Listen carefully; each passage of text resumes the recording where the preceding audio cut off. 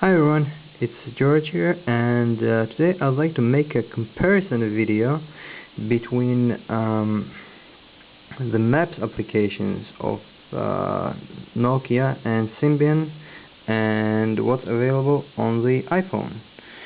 So before we start, I think this video might upset the Nokia fans just a little bit, but I assure you, I'm a Nokia fan myself. I've owned all the iconic Nokias like Nokia N82, Nokia N95. I own Nokia N86, and now the Nokia N8. So let's actually start with the Nokia. So in the N8, Nokia split their mapping application into Maps and Drive. Now let's launch Maps and start here. I'll guide you through all the options and everything it has.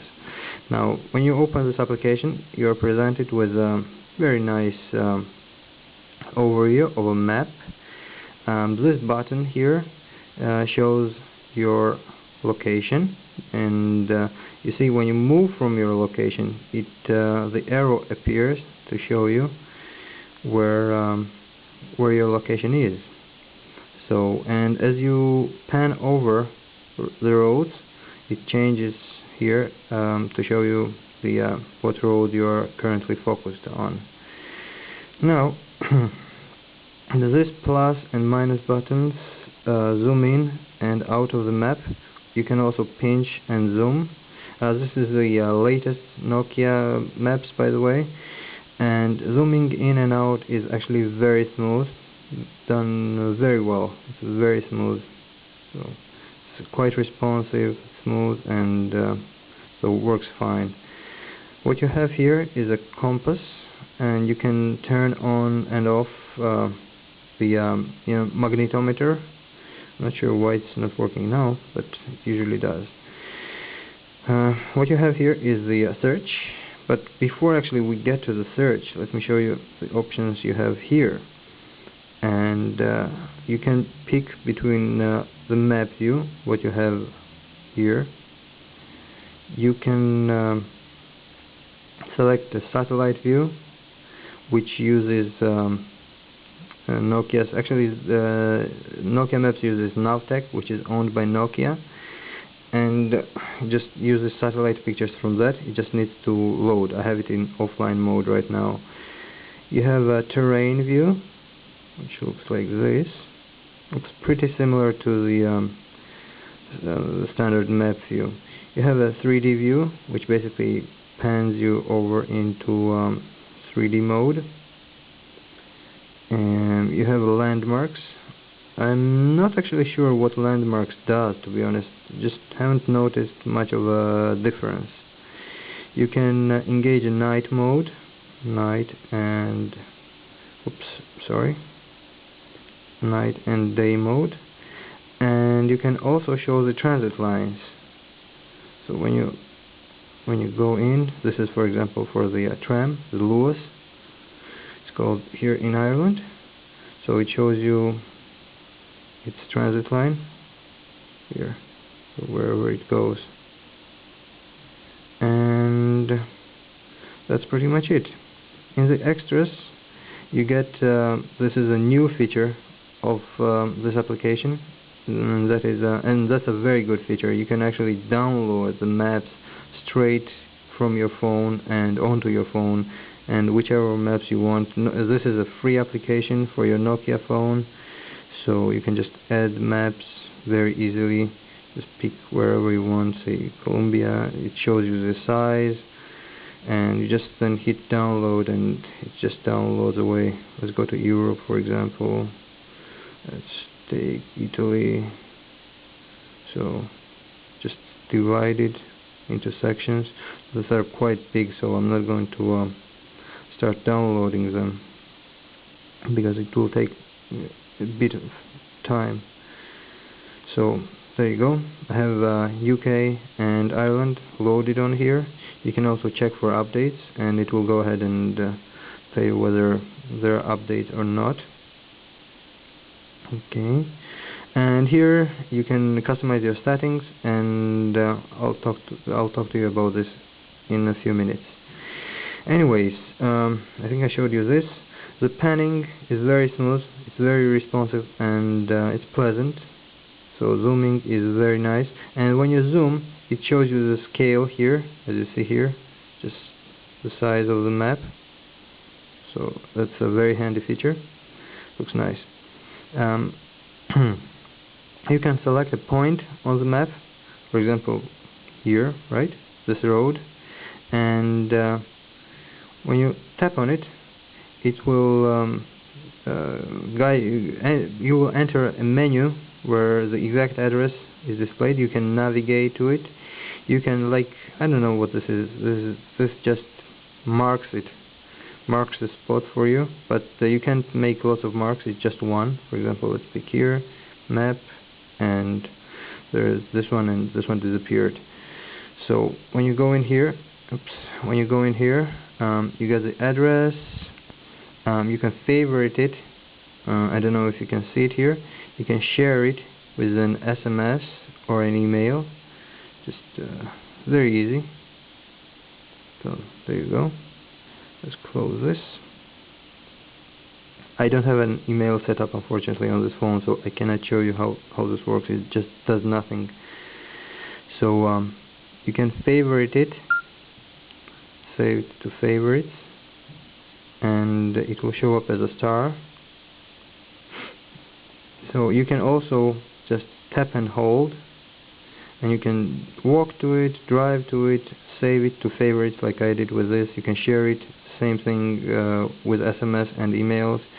And tapping here and tapping here does the same thing. So you go into the same menu. Now let's go into search. And in the search, you are presented with your past results, whatever you searched for. You also have POIs. These are Nokia's own POIs. So it's pretty extensive, pretty up to date, and there are lots of POIs. And POIs are actually points of interest, like shopping, parking, petrol stations, and all that. If you didn't know, they are organized by distance from you. So actually, I don't know if they're organized from distance from your current location or the selected location. So let's actually have a look at this. So it says it's 75 meters, and we are here. Let's go into here where we are located, and let's go into shopping. So you see here, it shows you POIs from the point where you are on the map. You didn't know that, actually. So let's go to here, for example, like we are here. Now search, POIs, shopping, and I think these are different results, if I'm not mistaken. So yeah, that's how this works. Shopping. Yep, that's how it works. So you get POIs, and here are your favorites. You can go into places, which are also organized by distance from you. I like that. And let's actually check whether these ones are also organized from the point of your current location or the selection. Let's go here. It was 455 meters, if I'm not mistaken. So yeah, these are also organized from the point of from wherever you are on the map. So you see, it was 455. Now it's 2.1 kilometers. You can actually create like a collection name, so like collections. It's like creating a folder. So pretty much the same thing. You can sync it with Nokia, but I haven't done this in a long time, and yeah, I haven't done this. So you can walk to, drive to, organize collections, rename your favorites, delete your favorites. Let's delete this one. Delete this one. Yes. and it's gone. You can search if you have lots of favorites. Let's see. You can also tap and hold on this. You can also walk, drive, save, share. Pretty much the same thing you get in that menu I showed you. As for this list of recent searches, you can just delete them, or if you tap on them, it will show you them on the map. Oh, actually, it will just filter them for you, and then it will show you on the map. As for the search, the main thing, the search searches for addresses, of course, but it also searches for POIs, through POIs. So let's take Centra, for example. So there you go, it's Centra, and you can also search for an address, Watery Lane. So this is an address in Dublin, so it's 2 streets. So you can tap on it and it will show you where it is. So like this. And that's, I think, pretty much it as far as the maps are concerned. You cannot search by coordinates or anything else, but this maps is mostly about like looking through the map and just finding whatever you want to find.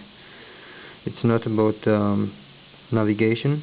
And let's show you the navigation. Let's exit this and let's launch navigation. Now, when you open up navigation application, you are not presented with this. Let's close this navigation. It looks a little bit different when you open it up for the first time. Okay. That's strange, because usually you are presented with where you want to navigate, just drive, or just search an address. Anyway, I'll see you in part 2 because my time is running out here.